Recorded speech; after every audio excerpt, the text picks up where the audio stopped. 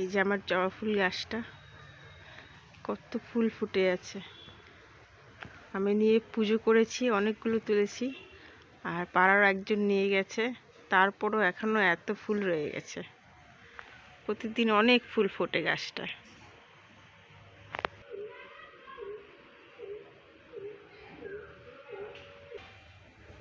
এই যে গাঁদা ফুল গাছ, টবের মধ্যে এই গাছটা অনেক ফুল ফোটে। আমি কয়েকটা তুলেছি পুজো করার জন্য, আর এই যে এইটাতেও অনেক কড়ি এসেছে। আমার গাছে সব গাছে অনেক ফুল ফোটে, সাদা ফুল, নীলকণ্ঠ, জবা ফুল, গাঁদা ফুল, সব ফুল আছে। আমার রাধা মাধবের সেবার জন্য আমার ফুল কিনতে হয় না।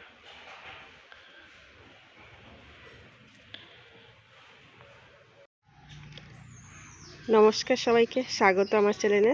আজকে আমি বানাবো কচুর শাক, চিংড়ি মাছ দিয়ে কচুর শাক বানাবো।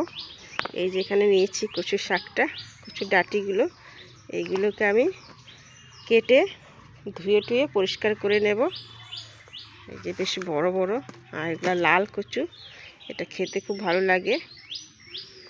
এটাকে আমি এবার কেটে ধুয়ে পরিষ্কার করে নেব। এই যে আমি কচুর শাকটাকে কেটে ভালো করে ধুয়ে নিয়েছি।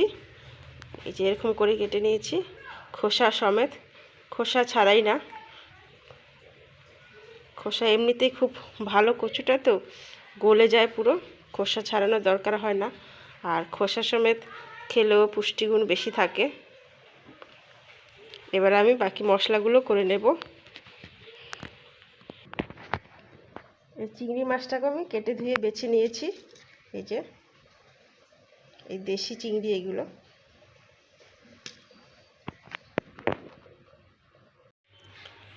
যে আদা রসুন আমি ছুলে নিয়েছি। এবার আমি এটাকে বেটে নেব। আদা রসুন আর কাঁচা লঙ্কা একসঙ্গে বাটবো। আর এইদিকে এই যে কচুর শাকটা আমি সেদ্ধ হতে বসিয়ে দিয়েছি। এক কড়াই পুরো ভর্তি হয়ে গেছে, রান্নার পরে একদম কমে যাবে। কচুর শাকটাকে আমি সেদ্ধ করে নেব।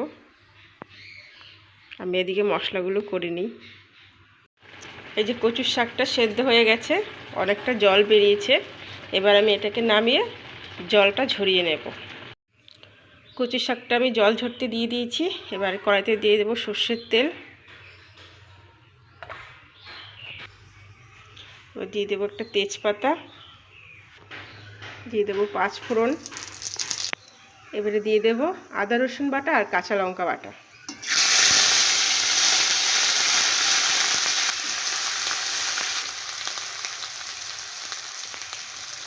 এবার দিয়ে দেবো হলুদ গুঁড়ো,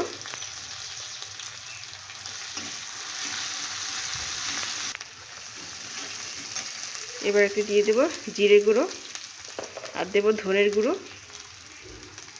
অল্প পরিমাণে ধরে দেবো, একটু কষে নেব। এবার এতে চিংড়ি মাছটা দিয়ে দেবো।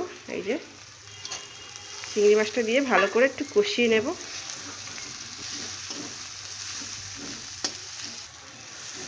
একটু কষিয়ে নিয়েছি ভালো করে। এবার এতে দিয়ে দেবো নুন, নুনটা একেবারেই দিয়ে দেবো। এবার এতে দিয়ে দেবো এই যে সেদ্ধ করে রাখা কচুর শাকটা, একদম গলে গেছে।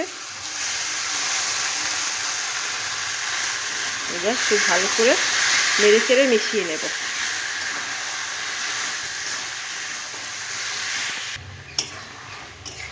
এটাকে খুব ভালো করে কষাবো, বেশ খানিকক্ষণ সময় নিয়ে কষাতে হবে।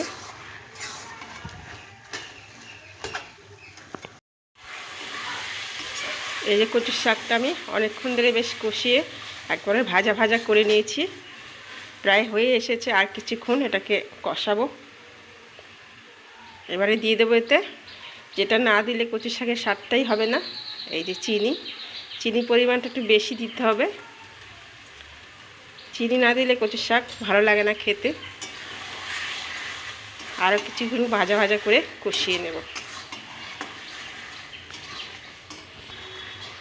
চিনিটা দেওয়ার পর একটু জল ছাড়বে, সেই জন্য আরও কিছুক্ষণ এটাকে ভাজা ভাজা করব।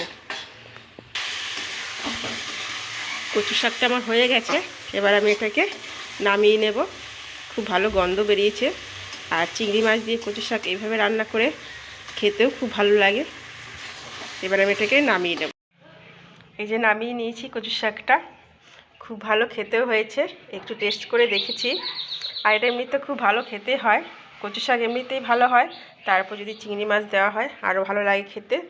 এটা গরম ভাতে আর রুটির সাথে খেতে আরও ভালো লাগে। এই যে দেখুন কি সুন্দর হয়েছে, খেতেও দারুণ হয়েছে। গরম গরম ভাতের সাথে খুব ভালো লাগবে, আর রুটির সাথেও খুব ভালো লাগে খেতে।